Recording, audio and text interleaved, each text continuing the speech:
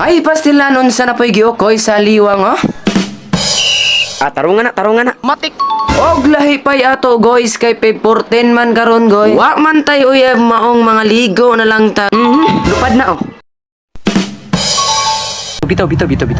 Ay pastilan ni tumbling. Ay tapos mo balik pag yun nag-ayo siguro di ka kabakod. Siya pulpot. Hog nagsugod na tagbaklay di agoy no kay murag layo-layo pag yun ang ato nga doon. Wa ko nagdahom sa dalan goy nga makaagi kog ingon ani. Wag so wala nagdugay goy na abot na may sa among kaliguan goy. Nya kaniyang atong kauban goy mauday ni siya si alias Bungkoy. Ay sa murag na adyon ni buaya ba? Bitaw. Kay mura man ko gaduha-duha aning kaliguan na goy mo nang giunhan akog layat goy ug wa ba joy buaya. Wag sa atong makita diha goy nga wala gyud nay buaya mo nang success. Bitaw. Ay pastila ni paluap na glider.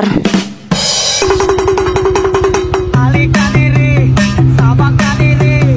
Alika diri, sabak ka diri. Paro ji, dapa paro ji. Paro ji, dapa paro ji.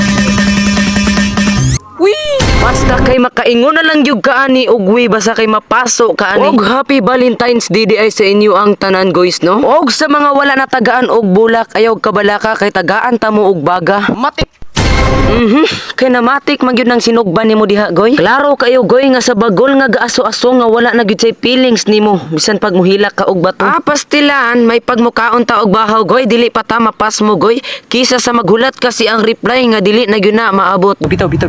Ay sa goy kay murag mubigwas ako goy. Pamati na ko goy murag lami-lami gyud ang among sinugba goy no. Pero goy pamati ra nako to goy no pero wala goy kamo. Ay pastilan no sa last part gyud nga pagkaon ako no. Pagtilaw gyud nako no na stop gyud kog kadyot kay nakahuna-huna gyud ko sa iyang mga sakit nga gipangbuhat niya sa kuha.